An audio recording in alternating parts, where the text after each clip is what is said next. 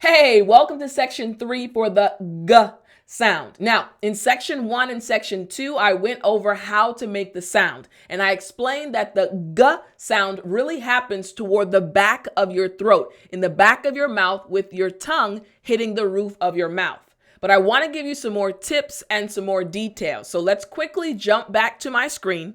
Now, again, remember, this is something that may seem a little bit tricky. I said that since you can't see it, it may seem a little tricky, but don't worry. I'll give you these tips and they will help you make the sound properly. All right, so again, we're looking back at our drawing and we said this portion right here is very important. So only the back of your tongue touches the roof of your mouth. And why am I stressing this? Because you'll notice right here, the tip of your tongue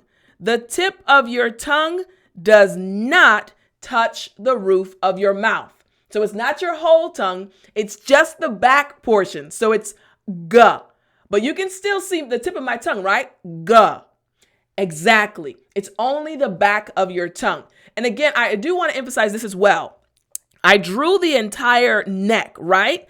I drew the throat, you see right here, because the sound goes all the way down, okay? Goes all the way down. So basically, it's kind of like the sound. Let's change the color really quickly. Let's make it a green color. The sound comes up from here and also comes from here. So let me show you. Watch this. G. You kind of heard that, right? G.